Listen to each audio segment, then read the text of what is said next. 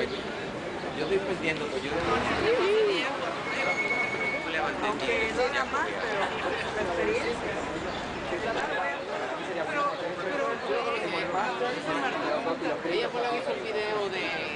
Cultures have always sung while they worked, and they do not stop singing until their sculptures are finished.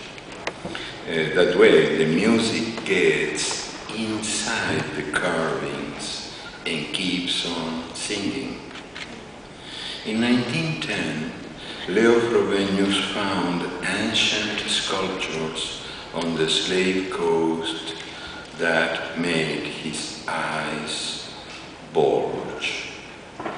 Their beauty was such that the German explorer believed they were Greek, brought from Athens, or perhaps from the lost Atlantis.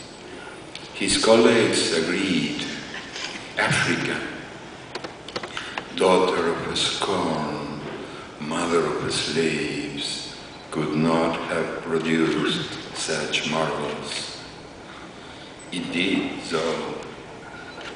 Those music-filled effigies had been sculptured a few centuries previous in the belly bottom of the world, in Ife, the sacred place where the Yoruba gods gave birth to women and men. Africa turned out to be an unending wellspring of art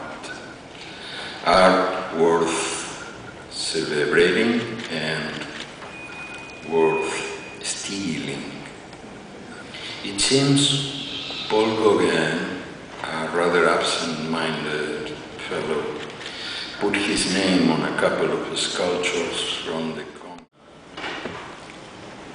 Official history has it that Vasco Núñez de Balboa was the first man to see from a summit in Panama 2 oceans at once. Were the natives blind?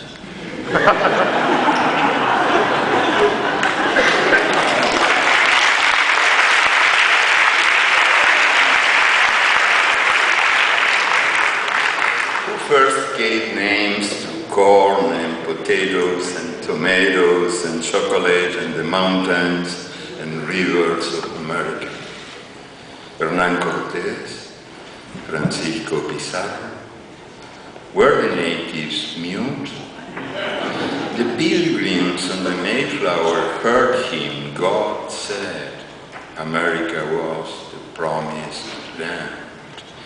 Were the natives deaf? Later on, the grandchildren of those pilgrims of the North seized the name and everything else. And now they are the Americans. And those of us who live in the other Americas, who are we?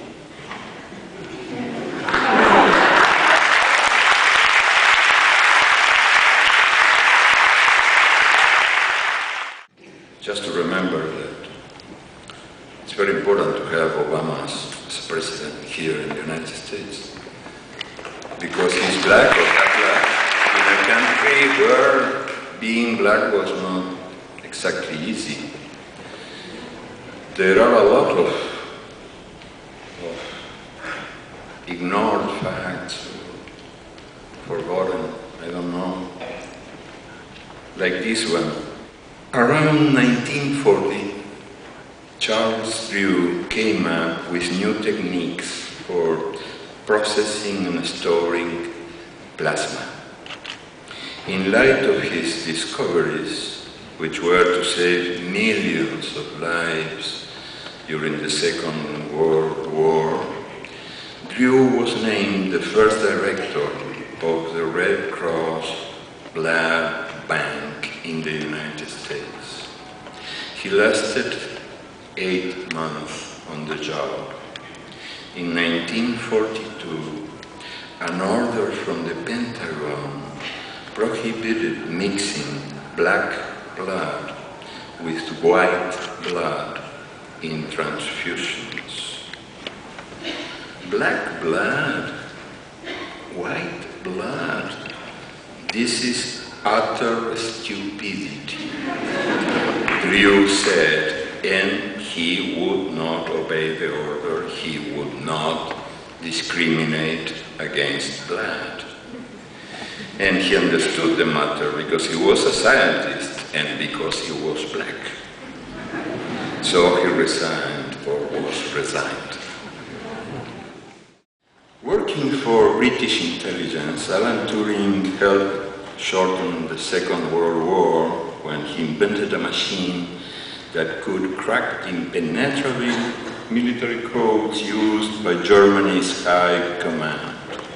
At that point, he had already dreamed up a prototype for an electronic computer and had laid out the theoretical basis for today's information systems.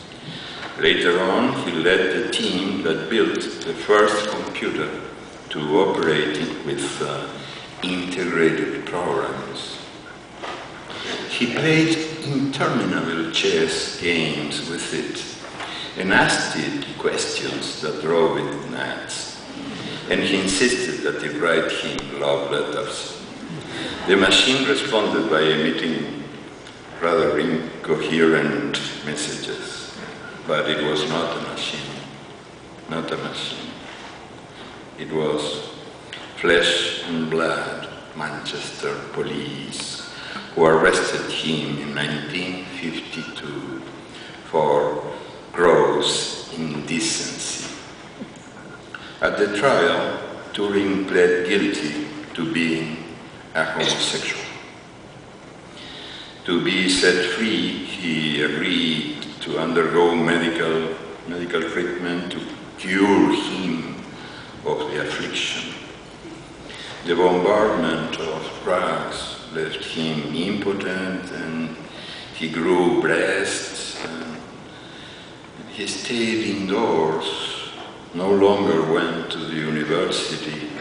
He heard murmurs, felt stirs drilling into his back.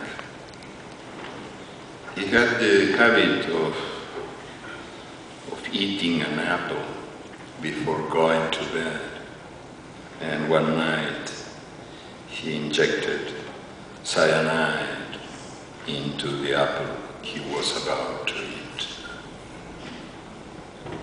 La muerte que pisa.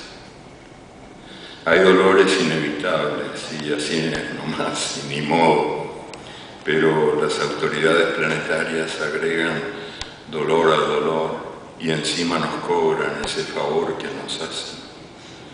En dinero contante y sonante pagamos cada día el impuesto al valor agregado, y en desdicha constante y sonante pagamos cada día el impuesto al dolor agregado.